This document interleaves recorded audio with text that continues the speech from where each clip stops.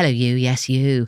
I can see that you're the type of peeps that are looking for more fun and frolics already. And well, I salute you for that. Pop on over to our bonus episodes, the ones called 6 Feet Under, and you'll get more of me, the guest, and the goddesses. All you need to do is subscribe on Apple Podcasts or visit wherethere'sawillthere'sawake.com for all the finer details and embroidery. See you there, Athangyow. I'm Mel Giedroyc and I'm your Pearly Gates contact. Now, some people say I'm a little bit like the bouncer of the afterlife. It's very much, if your name's not on the heavenly list, you're not getting in. That was also an audition for EastEnders, so if any producers are watching, I am currently available. Welcome to Wutawa. Well, there's a will, there's a wake, there's a wake. Now, you know, there is a little bit of glam involved being front of house here. I mean, who else can say that they have met Queen Elizabeth II, Olivia Newton-John and Angela Lansbury in the same year? Yeah. Joining me today is a man who always looked on the bright side of life. He puts the bone into idol and he's very much here. All of his bones are on that chair because I can see him right over there. It is the truly magnificent Eric Idol. Always look on the bright side of life. What's that from?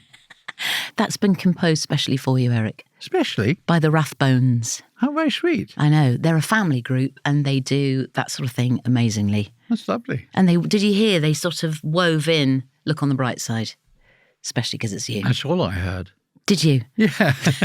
Do they need to pay you for that? Nah, don't worry. Because, you know, it is, well, we'll get to it, but it's the number one, you know, funeral song in England for 20 years. Number one. Oh, and guess how much royalties you get for that? Zilch. Well, zip.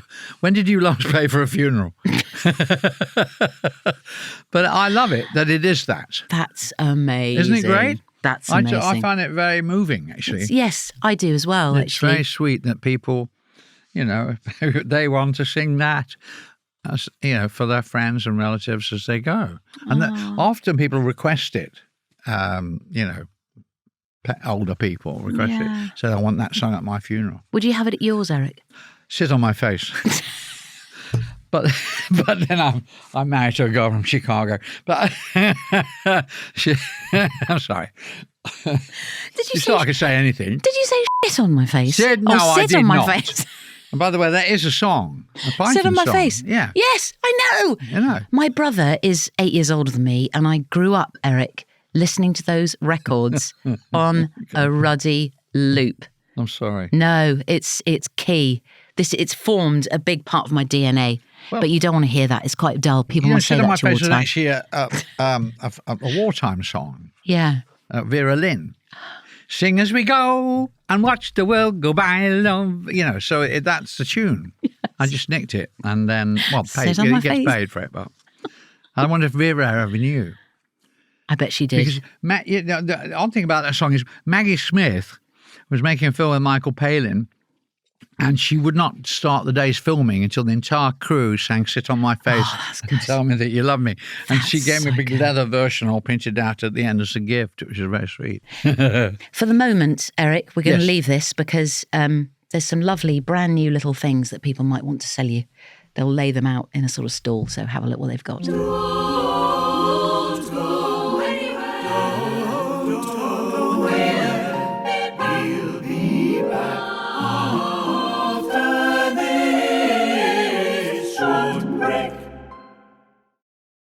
Eric, what are you plugging? I am plugging my tour called Always Look on the Bright Side of Life. This is a design done by my daughter. Oh, very good. Nice, isn't it? It's very good. I've had several offers for it, you know, already. So we think this might be the tour shirt. As I was saying, Eric, we're deeply sorry that you have gone, you've shuffled off this mortal coil. We can't believe it, actually. That's Shakespeare, see?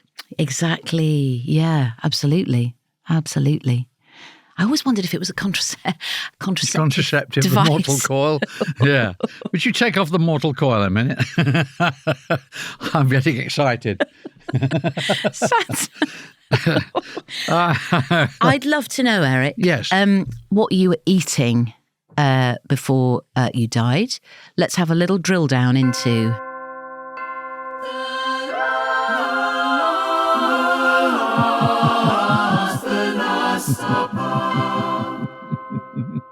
We actually had a joke about the Last Supper in The Life of Brian. Yes. Can I divert into that? Yeah, of course you can. Because obviously it was a Eric, Seder. Yes. And Yes. of course it was a Seder. So, I mean, we had the sketch was rather good. He said he's trying to come in. The guy comes in and he's asked for a table for 13. And he goes, a table for supper on the Friday before Passover? Are you kidding me? The best I can do for you is a table for 7 and another table for 6 by the window. I love that. It spoils the whole Leonardo thing, doesn't it? Yeah, it's great. It's very, very strong. It didn't make the film. Oh, did it not? No, well, it made the book. Okay. What were you eating at your last supper? Last tea? Well, I'm always on diets because I love talking diets. What are you on? Are you on something at the moment? Yeah. What are you on at the moment? Very boring. Oh. Bland, no tomatoes, no spices, really horrible. Just Why? Why no tomatoes? Well, I'm a survivor, so I've died already. Yeah. I died. You died. Nearly. I had pancreatic cancer. Aye. And I've come back. You look great. You do. And that's you look more so... important than being great, You look so Alexander, well. the look great. If you could have anything, though, For my last meal. fantastical, fantasy I land. like egg and chips. Egg and chips, lovely. Egg fried, obviously. Yeah. Not going to have Chips. poached. And do you go sunny side up or sunny side down? That's not a personal question. I don't know. I don't flip them. Sometimes I poach them, but Okay. And are you a dipper? Do you dip? I beg your pardon. Do you dip your chips? Do you dip them? Would you dip into the yolk? Yeah, I think so. Egg and chips. Yeah, with chips. Yeah. And what are you drinking? Well, I'm off the old booze. Okay. So I'll have a bottle of Ruinart in memory of Professor Brian, because we used to drink a lot of Ruinart together, which is a What sort of is Ruinart? champagne-y Oh, it's a champagne, is it? thing. Okay. And we called it a 2-bottle problem, and we start talking about the universe. And once we had a 3-bottle problem, Oh, man. and we solved it. And we got absolutely exactly right. And then the next day we had such hangovers we couldn't remember a thing. So, What? So, according to you and Professor Brian and the Ruinart, yes. what is going on? What is the universe? What's happening? What is? Well, it's very interesting because I said to him, I asked him a question. I said, is the universe expanding and expanding and expanding forever and ever and ever, or does it come to an end? And he said, yes. So the answer is they don't have a clue. They don't know. We don't know. I mean, there are only speculations as to what it is. We know it's 13.9 billion years old. Man alive. But, And what about life on other planets? well, What is it? What's his stance on? I mean, what's his stance on that? the thing about it is it's too far away. It doesn't matter. Even the nearest star, if you said hello, it would take like 40 years to come back and say hello. I just can't. It's too far. I The can't get my head distances around that. are too far. But my question is always going to be, would you think if there was another form of life, would they have a sense of humour? That's a brilliant question. And what did he say? I didn't ask him. Oh, you should ask him. I think the answer is yes, because I think it's important to evolution that you perceive who you are yourself, and that's where comedy comes in. I think it is to do with intelligence. I think animals are quite funny from time to time. But animals don't find each other funny then necessarily? Although I suppose we don't know that, do we? No. I guess you have to vocalise communication, but no, because they do a lot of shit jokes, don't they? I think humour's fascinating because you don't decide to laugh, you find yourself laughing. Yeah. And I think I find comedians very interesting. Who in your life made you laugh the most, Eric, would you say? Well, my life goes back a long way. I was taken to see Morecambe and Wise when I was 5. Oh. So I love Morecambe. I love all those ones like Frankie Howard and Jimmy Edwards, all those things. But in my more grown-up lifetime, Peter Cook was the funniest. And then I think Billy Connolly and then Robin Williams in that sort of, extraordinarily funny. Because you knew Robin Williams really well. I knew Robin, didn't I know you? Billy, I knew Peter. But they are remarkably funny. They could get you on a roll and you're hopeless and helpless. And would they be the ones that kind of made you kind of wee with laughter? Do you know that thing when you are just bloody helpless? My life was changed by Beyond the Fringe. I went to see Beyond the Fringe, and I was in a boarding school, and I thought, I didn't know you were allowed to laugh at the Queen and the army and the royal, royalty and religion, and it just changed my life. I got the album and I learned everything, and from then on, I just wanted to be funny. I had a similar moment. My mum, when I was about 14, got me tickets with my sister to go and see the Cambridge Footlights. And I was like, I don't know what, I never heard of them, don't know what they are. And it was in whatever it was, 1984, saw the old Footlights. Who were they? It was Hugh Dennis and Steve Punt, who played you. Who won? He played you. I don't know. Didn't he? In that drama they made I didn't for the BBC. I think he played you, yeah. Anyway, it was their sort of era. And Chris Luscombe, the magnificent. But he Chris directed Luscombe. he directed Spamalot on the tour. Exactly. Yeah. Exactly. Yeah, he's wonderful. It was Luscombe. Yeah. He was so freaking funny, that guy. That for me was like, right, I'm gonna follow this. That's interesting because it's the same experience. Yeah, exactly. Now the tour, Eric. Yeah. Where does it go and when does it go? And why? It's in September. Okay. It starts in Birmingham. Great. Very nice because I used to live near Studley. Lovely. I went to school in Wolverhampton. But it goes to Liverpool and Bournemouth and Manchester and Glasgow and Edinburgh and Brighton. And we end up at the Albert Hall. Stop it. That would be amazing. Bit scary, isn't it? No, it'd be great. Not too scary. Nah. It's quite intimate in a funny way, the Albert Hall, isn't it? Because it's all it's all around you, isn't it? It is indeed. Oh, yeah. Eric. And do you like the whole live experience? I mean, is it something I do. that you... I like it. Do you like improvising? No. And there was hardly any improv at all in Python. I think the only line I can remember was actually one of mine in the Holy Grail, when I say, and somebody says, who was that then? I say, he's a king.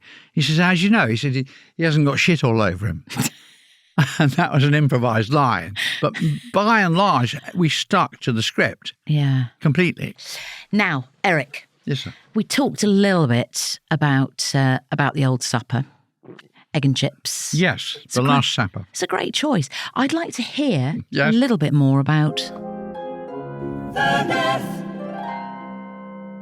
Yes, well, you see, I've been through it, so it's not as bad as you think. Okay. Because what happens is, well, for a start, you're on great drugs. Okay. And there's lots of nice nurses around. It's a bit like the 70s. And, so it's not too bad. I mean, when I had pancreatic cancer, and, you got a chance that, this is it. Yeah. What was more concerning was your family, your wife and the children, the kids, that, how they're feeling, because they're much more upset. Yeah. So that's the thing to remember, I think, really. And often as you get older, it's some kind of relief. Mm. Because, we run out of steam and things don't work and your legs hurt and, Did you, when you had pancreatic cancer, Yes. if you don't mind talking about No, it? I don't at all. I mean, it's not a great one to get, Eric, is it? It's not, out of all of them, it's not a great one to get. It was actually funny because I'd been writing for 15 years a show called Death the Musical. No. Yeah. And if you ever want to write a show that Neville will ever want to buy, that's a very good title. I demand we put it on, Eric, straight So I wrote away. many, many versions of Death the Musical.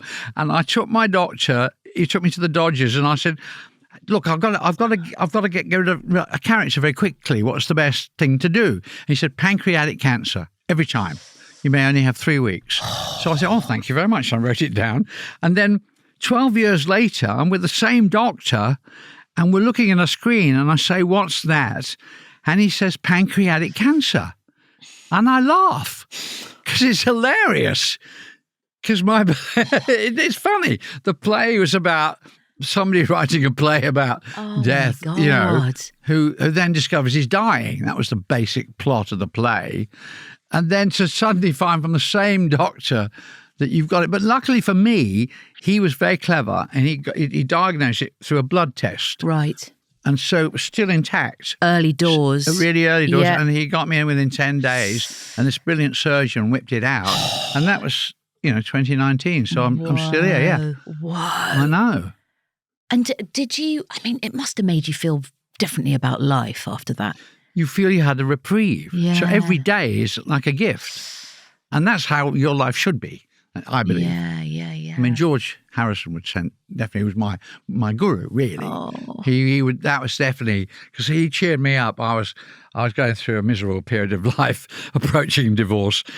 And he said, well, the thing is, cheer up because you're going to die. I said, what do you mean? He said, well, you can have all the money in the world. You can be the most famous people in the world, but you're still going to have to die. Yeah. And that's how he lived and how he died, because I was with him on his deathbed. What? I spent, Eric, we had a couple of weeks of making him laugh. And it was, it was interesting because he wasn't frightened. He was Hindu, so he wasn't frightened of death. He felt he had escaped being reborn. And I said, I'll do anything to be reborn, because the only thing we sort of didn't agree on, but he'd always laugh, and I think that's an interesting, escaping rebirth is an odd concept of religion, but he was wonderful. I mean, he was really great with people, and he was always my favourite. He was actually. No, I'm sure he they were changed wonderful. my life because it was 50 years ago, and he came. We had a screening of the Holy Grail in LA at the Directors Guild, and at the end of it, I'm watching the credits, and there's a tap on the shoulder, and I turned around to George Harrison. He said, "I've been looking for you. Come on, let's go smoke a reefer up in their box." and then we stayed up all night and we talked all night. And I've never known, somebody like that, just falling immediately in love with a friend. And it's like you've known them all your life. Oh, how lovely. And it was great. We just compared what it's like being in groups. Yes, yes. And he was something. Yeah. And he just cheered me up and we just had great fun after that. Oh, Eric, how lovely. Yeah, it was nice. Don't go anywhere. We'll be back after this short break. My life is guitar. I love playing. Every day I have to play. Do you? And we have ding-dongs. We have people come and play. And that's so nice for everybody after dinner. They'll sit and have a sing. And is it regular people that come to the ding-dongs, or is it whoever's passing through? Well, they can be passing through as well. Yeah. They come and join us. And then it's a jam. It's a jam. Whoever's around. It's a jam. Yeah. If somebody's quite bad at playing, do you still welcome them in? No. Of course not. No, but but people can do shake and maracas and they can sing and everybody can join in. It's not a performance. Yeah, it is. Love that. It's just the fun of singing together. Yeah. The funeral. So music's going to be a big part at the funeral. Well, yes, I think there should be a ding dong. Yeah, nice. You see. Really nice. Yeah. Around your... I don't know whether... Have you ever been to one? I mean, I don't like the open coffin things. My parents-in-law were from Chicago. Okay. And you had to go and attend, and there they are, waxed up. And then, people are giving you drinks and, Yeah. I think it's healthy getting the drinks and sitting with people, but... In a way, it's a little bit grim. What I thought was, I said everybody should be forced to watch Death the Musical. Would that be its first outing, I maybe? think so, don't you think? That would be... Eric, that would be... Could be a table read. It'd have to be a full production. That would be amazing. That would be absolutely amazing. I love that. Well, especially, as you know, I had that experience. Yeah. Asking how to get rid of a character. Yeah. I think that's absolutely perfect. A full 1.5 hours. Musical with intermission, yeah, I think, and merchandise perhaps. And will you hand out sort of, I mean, would there be song sheets and stuff so we all know what we're doing, or is it going to be just quite, I mean, how would it Well, I work? haven't gone into the details, so I won't be there. Okay, fair dues. But, actually, I say at the end of my show, I'd like to end my show with a song, and you know what they're going to sing at my bloody funeral. I know. And there we I are. know. And so we lead into Brightside. Yeah. Because it is the number one funeral song in England. Song. That's so, 20 years. And you know what? good. It replaced My Way. So I feel really doubly proud. Boom. F you, Frank. I just think that's so healthy. I think Brightside is a much better choice than My Way. My Way is quite sort of. It's quite so it's- stupid. It's quite vain. It's quite vain, It's and very American. it's quite I once lugubrious described as well. America as 200 billion people all walking in the same direction saying, I did it my way. Oh man. Yes, and there's a sort of reverence to it, isn't there? There's a sort of lugubrious. No, I think Brightside is much better. Is your funeral going to be a big old do? Do you want thousands of people there, or do you want it more intimate? I mean, it's hard to keep people away, isn't it? Well, if you mean it'd be very popular. I think that's what Trump's funeral is going to be, the most popular funeral ever. Oh my God, can you imagine? Everybody's going to be so happy. It's a big party, really. Yeah, yes. But, I think that actually what's happening now seems to be that the actual funeral themselves tend to be family affairs. Yeah. And that everybody has a memorial a year later. Yeah. Yes, that's nice. That's nice because George's was fantastic at the Albert Hall. I was there. Oh, how lovely. It was fabulous. Wow. But I mean, a lot of crying. Yeah. But Eric Clapton organised it, and they were all there, and they sang these wonderful. And it ended with Joe Brown playing, I'll see you in my dreams, hold you in my dreams. And they dropped rose petals from the top. It was just heartbreaking. It's a fabulous ending. Wow. I know. A lot of tears. A lot of tears. I remember feeling, gosh, Paul, he said, come here, you need a hug. And he just would go around doing that. Oh. I mean, they rehearsed it for 3 weeks, and Wow. then Liv wanted it only to be George's songs, and so she came to me and said, "Would the Pythons do a song?"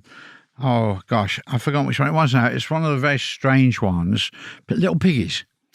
And I said, well, Liv, we're not really a pops group. We can't just go and do Little Piggies. Yeah. So I said, can we sing Sit on My Face? And she, bless her, said yes. So we did. And we even showed our asses at the Albert Hall, our ancient asses. And I thought, as we turned around to bow to George's picture, So good. that he would have really loved that. He would have loved that. That's exactly right. I bet it brought the house down, didn't it? Yes. Is there going to be a rerun of that, Eric, when you're at the Albert Hall with the tour? Will there be a light? Sit on my face. No, I don't think so. I think once ass gets a little bit beyond public exhibition, bits of you do not wish to be seen in public anymore. Is there anyone that you don't want at your funeral? I mean, funerals are kind of... absolutely. Oh, really? I have a whole list. Oh, really? Yeah, Tiny's got the list. Okay, so right, But okay, fair dues. I did ask Tanya, I said, look, I will leave in my will an extra $20,000 for you if you will walk up at the memorial and you'll go to the microphone dressed nicely in black and you will say, he was such a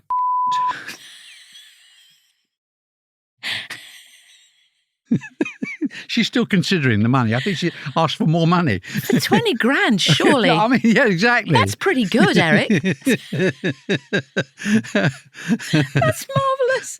That's very, very strong. I hope that she does. That's She's very a strong good. girl. She likes comedy.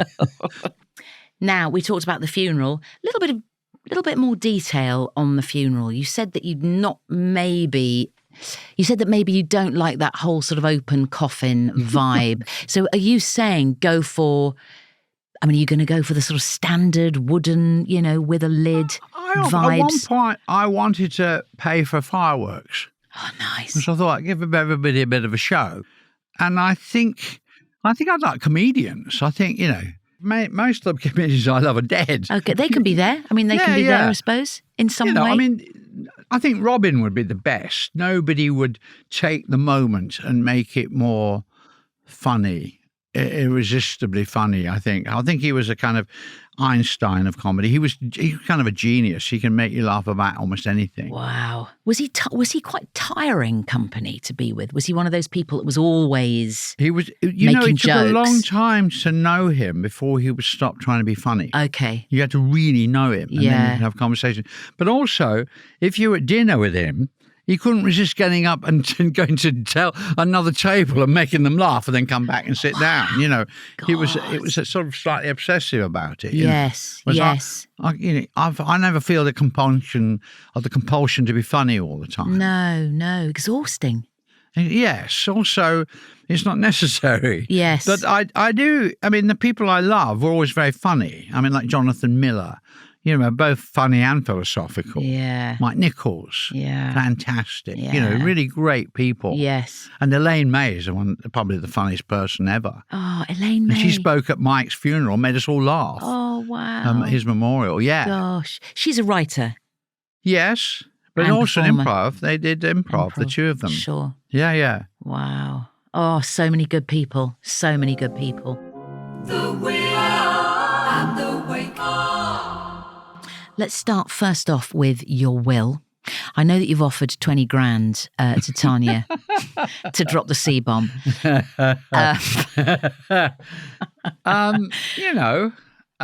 Who else is getting what? Do you know? Well, we're Americans, so that you have trusts and things, and it all goes to the wife. Yeah.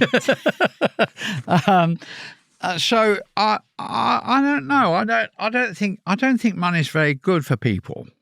I think it spoils them. Yeah. So I think giving them money isn't good. But I did like, Ray Dolby leaving 34 million to Pembroke College was really brilliant because they expanded the college by a third. That's really cool. Yeah. Would you do something like that, Eric? If I had 34 million, absolutely I would. But I helped them double it. I mean, I helped them raise.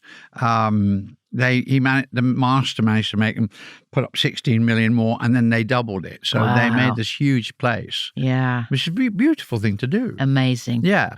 What about really special objects? I'm thinking sort of, Python-esque objects. In a spam, you mean? Yeah, all that, all that stuff. Who's going to get that? Oh, gosh. Because that's priceless. That's what you like, a tin of spam? I'll have a souvenir tin of spam. I don't know. I mean, on my gravestone, I would like it to say Eric Idle, see Google. That's good. But Billy Connolly had a great one where he wanted one, and it was written on his headstone in very, very small letters, and you had to reach forward to read what it said. It said, "Ouch, you're standing on my balls."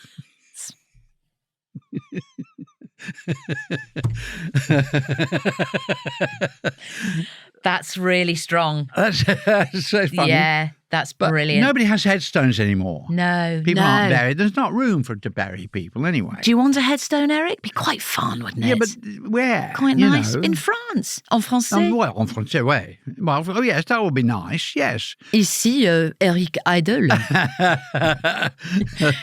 Well, yes, I think that would be nice. I mean, but joke. I could only probably stay there for 3 months because of Brexit. Yes, they'd have to You have to move spend you. the rest of the 9 months in England, you know. Yes, they'd have to. But maybe a travelling one, be quite nice. Travelling would be good. Yeah. On wheels. On wheels, in a train. I don't know. I mean, I do. I mean, ultimately, seriously, we turn into carbon, which is very, very good because we're made by carbon, as Brian Cox would say. Yes. And that's from explosions of distant stars. Oh, man. It's made in distant stars. So we all are literally made of star stuff. And the carbon in your left hand comes from a different star system than the carbon in your right hand. That's how weird it is. science is much more weird than religion. Was this the third bottle, Eric? Was That's this a three-bottle This problem. is real three-bottle that's stuff. That's real science. I can't even get my head around that. When you wrote the Dead Parrot sketch, No, I didn't. No. I mean, you as in the Pythons, the collective you, not you, Eric. It was Graham. It was Graham. Graham and John. When Graham and John wrote the Dead Parrot, Yeah. Dead Parrot sketch, was there any sense then of them thinking about death in that way? I don't know, because my favourite one about death was The Undertaker. Oh, yes. When he brings yes. his thing in and he says, my mother's just died. Yeah. He said, oh, well, there's three things you can do with your mum. You can burn her, you can bury her, or chuck her in the Thames. And we used to do that on stage, and then people would gasp, but it was great. Because there is the one area that people, obviously, haven't got used to. And I think you have to get used to it. Every day, you have to realise it might be your last day, and then your life's better. It's the last taboo, isn't it, would you say? Yeah. I mean, who was the first taboo? I don't know, it was Graham. But no, Graham was the first to go of our lot. And, you know, he had been an alcoholic and a doctor. And, you know, he died very quickly of cancer on our 20th anniversary. And it was, you know, it was very strange. John made a very funny speech about him. You know, and then he wanted to be the first to say "f*** at the memorial, and then we all joined in. Now I want to be the second to say "f*** at the memorial." But I had the worst job. I had to sing "Always Look on the Bright Side." Oh man, and that was kind of hard because it's, you know, it's emotional. Yeah, but yeah. Don't go anywhere. We'll be back after this short break. I think you're so lucky to be alive, especially at this time in life, you know, in this time of evolution where we are. Do you think, Eric? Really? Yes, because I'm born, Hitler's trying to kill me. Yeah. You know, I'm born in 40, I'm in the war, but I'm a war baby. You're born in 43. 43. Yeah. I had a Mickey Mouse gas mask. Oh, wow. It's all about cheering yourself up. Oh, God, that's sinister. Horrible. Scary. I'm still frightened of rubber and scuba diving and Disney. Yes, the combo, the smell. Horrible, exactly. Yeah, really nasty. Yeah. Really nasty. Wow, I'm glad you say that, though, because I think there's a lot of sort of negativity around where we are now, 2025. People are so lucky. They have no idea what it was like, you know, for the people at the end of the war. We grew up in the 50s. It was, you know, rationing and yes. No TV, let alone internet, you know. We had radio. Yeah. Funny radio. Funny radio. Yeah. Brilliant radio. Yeah, brilliant radio. But, you know, it was quite a different world. And I always think, you know, not being bombed or not is good life. Yeah. You know. Yes, we don't know, I think, my generation, we don't know how lucky we bloody are. And in certain parts of the world they do, sadly. Yes. So, you know, exactly. And that's the worst thing that humans do to each other is they kill each other. Yeah. And, you know, that's horrible. Yeah. Mainly based on religion. He argued controversially. Yeah, well, no, you know, wise words, Eric. Bloody wise words. Talking of words, what about this?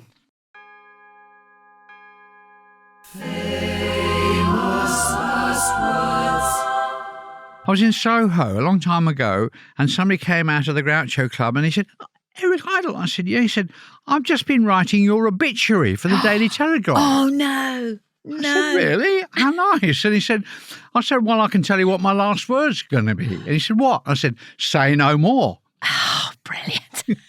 I hope he took note. I hope so too. Because they probably upgraded it by now. You know, things have moved on. What year was that? Oh, I don't know. It was quite a long time ago, 70s probably. Oh, yeah. Back in the 70s, they were writing your obituary. That's a bit No, previous. but all newspapers. It's the first job you get in the newspaper is writing the obituaries. Of course. Because they have to bring them out, you know. Yes. They have to be up to date. And somebody else updates them as they go along, I suppose. Absolutely. That would be very good, though. I hope that does appear. Say no more. Yeah, say no more. Absolutely great.